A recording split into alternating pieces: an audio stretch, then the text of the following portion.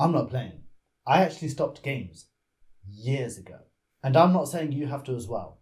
But know that there's two things that gaming takes from people in excess. Hear me out so you can still enjoy playing without it costing you a proverbial arm and a leg. The first thing games take from you is your time. Games are engineered to seize your attention and run with it for as long as is humanly possible. And the second thing that games take from you is your money. Things like downloadable content and endless microtransactions really put me off the games industry as a whole. Now, I'm only nostalgic for retro classics.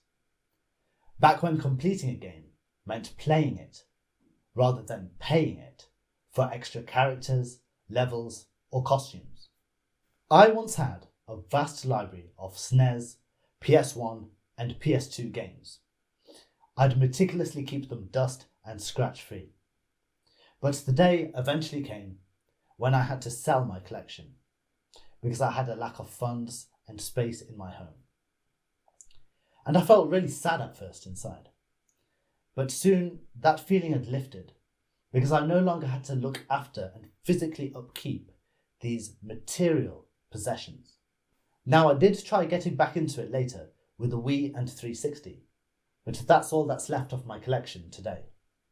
It was okay for a while, but the personal two-player split-screen modes were being replaced by online play, and things like DLC were starting to creep their way in. I was also later gifted this Wii U by a friend, and I got this Xbox One for my son that he doesn't play. Because kids today would rather use an iPhone to hit up the Play Store for a near unlimited selection rather than visiting an actual game store where there's a limited shelf selection and used games basket. Today, you can download the latest games for instant gratification, miles faster than my first online purchases, which involved posting a check and waiting several days for it to clear before receiving it in the mail on second class. All that said, games themselves aren't inherently wrong. To say so would be like suggesting the act of visiting an art gallery in the past was a sin, or enjoying a good story told by actors in the theatre house was somehow unethical. Because the moral issue is the same, like with music or YouTube videos.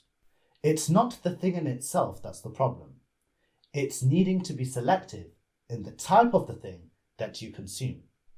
Like choosing to eat clean, nutritious meals over processed junk. Done right, games are an amazing modern medium for art and storytelling. Maybe if enough people resist buying into game companies' unfair money-making tactics, we could see a change. Most importantly, keep leveling up in real life. Be the hero you're destined to be, and not another NPC.